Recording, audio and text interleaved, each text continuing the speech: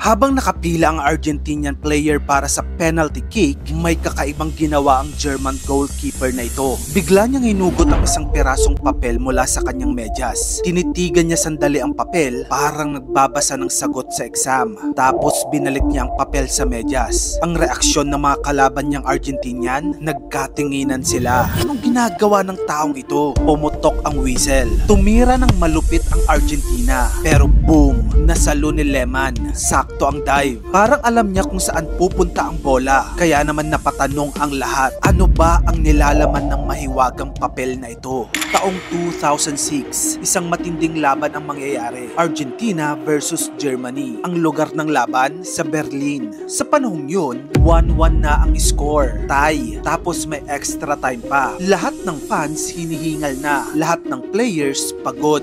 At dumating na ang sandali na kinatatakutan ng lahat. Penalty shootout. Sa goalpost, naroon si Jens Lehmann. Malamig ang tingin. Tahimik. Parang may binabala. Sa kabilang side ay ang mga bigating players ng Argentina. Si Cruz, Ayala at Cambiaso. Tumakbo ang unang Argentinian shooter. Bago pa siya tumira, biglang hinugot ni Lehmann yung papel sa medyas niya. Tinitigan niya sandali na parang nagbabasa ng sagot sa exam. Tapos ibinalik sa medyas. Nang tumira ng Argentina, nasalo ito ni Lehmann. Sakto sa dive. Kaya naman sa ikalawang tira, ginawa ulit ni Lehmann yung parehong routine. Hinugot niya ulit yung papel, binasa, ibinalik, at boom! Na-save niya ulit. Ngayon, hindi na alam ng Argentina kung ano ang iisipin. Ano ang nilalaman ng papel na yun? Kasi sa tingin nila, para itong kodigo. O baka nang ma-mind games lang ang Germany. Lahat ng mata, hindi na nasa bola, kundi nasa medyas na. Dumating ang ikatlong tira. Same ritual.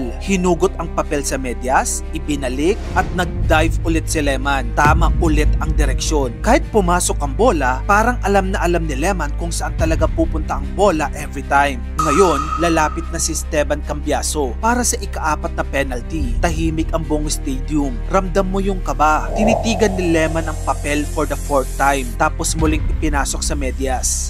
Hinga, tira, dive, and then save. Sigawan ang buong stadium. Panalo ang Germany. At doon nagsimula ang legend ng mahiwagang papel. Pagkatapos ng laban, nalaman ng buong mundo ang sikreto. Yung papel na yon ay hindi ordinaryong papel. Ang laman nun, may handwritten notes ng coaching staff ng Germany na galing sa database ng mahigit na 13,000 penalty kicks. Nakasulat doon kung saan madalas tumira sina Cruz, Ayala at Rodriguez. Pero ito ang twist. Wala si Cambiaso sa listahan. Hindi siya regular penalty taker, kaya wala siyang data. Pero alam ni Lehmann yon at ginamit niya ito sa utak ng mga kalaban. Every time na binubunot niya ang papel, nakikita ng mga Argentinian at bawat tingin niya ron, nawawala ang kumpiyansa ng kanyang kalaban. Hindi lang kasi basta goalie si Lehmann. Para siyang nagmistulang psychologist sa goalpost. Matapos ang laban, ang papel ay tinawag na Lehmann's cheat sheet.